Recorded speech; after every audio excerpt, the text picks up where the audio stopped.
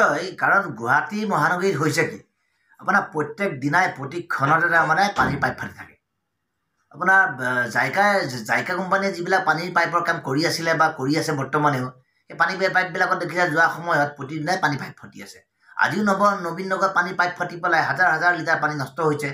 আৰু পানীৰ পাইপবিলাক ফুটাৰ পিছত মানুহৰ সাংঘাতিক দুৰ্ভোগ ভুগিছে মানুহবিলাকে, ৰাইজে যাতায়াত ব্যৱস্থা ব্যাহত হৈছে, মানুহৰ ঘৰ দুৱাৰ নষ্ট হৈছে আৰু গুৱাহাটীখন জলমগ্ন হৈছে।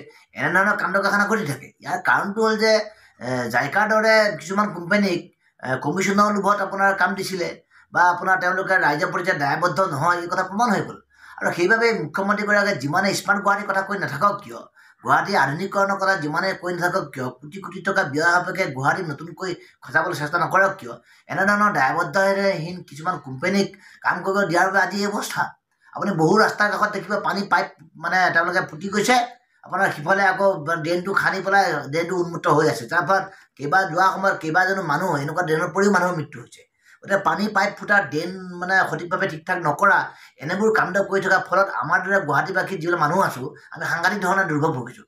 আৰু যোৱা সময়ত বামুণী মৈদাম কওক, শিলপুখুৰী কওক, খাৰঘুলি কওক, আপোনাৰ পটাগুলি কওক, য'তেই নহওক সমগ্ৰ গুৱাহাটীখনত এনেকুৱা ধৰণৰ ঘটনা ঘটিয়ে আছে। বাৰিষাৰ সময়ত আপোনাৰ সাধাৰণ বৰষুণত একাঠো পানী হয়, আকৌ এতিয়া আপোনাৰ পানী পাইপ ফুটি হাজাৰ হাজাৰ লিটাৰ পানী মানে নষ্ট হৈছে। গুৱাহাটীখনৰ এনেও আপোনাৰ পানীৰ এটা সাংঘাতিক ক্ৰাইচিছ আছে। গতিকে এনেধৰণৰ বিষয়বিলাক যিবিলাক আছে, গুৱাহাটীৰ উন্নয়ন মন্ত্ৰী আমাৰ যিগৰাকী অচ্যুত সিংহল ডাঙৰীয়া, তেওঁৰ কোনো ধৰণৰ দায়বদ্ধ নাই।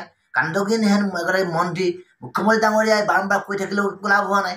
বিভাগীয় যিবোৰ কৰ্তৃপক্ষ তেওঁলোকে বিষয়বিলাক গুৰুত্ব দিয়া নাই। গতিকে আমি সেইকাৰণে অনুসূচিত জাতি যুৱস্বাস্থ্য পৰিষদ বা গুৱাহাটী সাধাৰণবাসী ৰাইজে আমি এই কথাটো অতি মানে বিক্ষোভেৰে ক'ব বিচাৰিছোঁ যে গুৱাহাটীখনক আধুনিকীকৰণ কৰাৰ নামত কোটি কোটি টকা ৰাজহ জনসাধাৰণ বা সংগ্ৰহ কৰি আছে। এইটো গুৱাহাটীৰ ৰাইজে যি সুবিধা পালে এই সুবিধা পোৱা নাই।